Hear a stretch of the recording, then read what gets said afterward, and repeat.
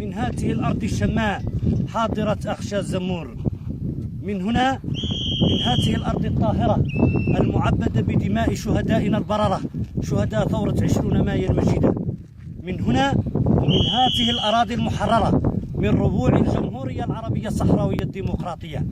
من هنا ومن قلب الناحية العسكرية الثانية لجيش التحرير الشعبي الصحراوي، إطارات ومقاتلي هذه الناحية نراهم مستعدون وفي أتم الاستعداد لكل الطوارئ والاحتمالات المتوقعة.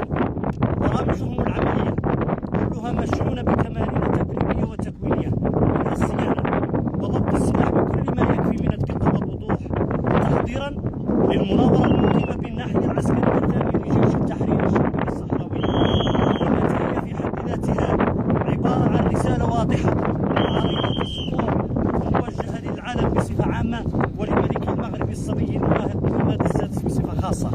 مضمون هذه الرسالة أن الجبهة الشعبية لتحرير الساقية الحمراء ووادي الذهب هي الممثل الشرعي والوحيد للشعب الصحراوي، وأن أبناء الشعب الصحراوي وخصوصا أبناء هذه المؤسسة ألا وهي المؤسسة العسكرية لجيش التحرير الشعبي الصحراوي في جاهزية تامة للرجوع من جديد للميدان. لكن لماذا الملك محمد السادس لم يأخذ الدروس من أبوه الحسن الثاني؟ لماذا لم يسأل نفسه كيف أبوه طالب بتوقيف إطلاق النار وقبل الاستفتاء في الصحراء الغربية؟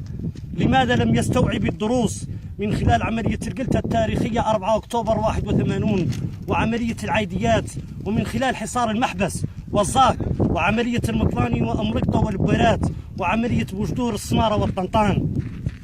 إلى متى سيبقى الملك غبيا وبليدا؟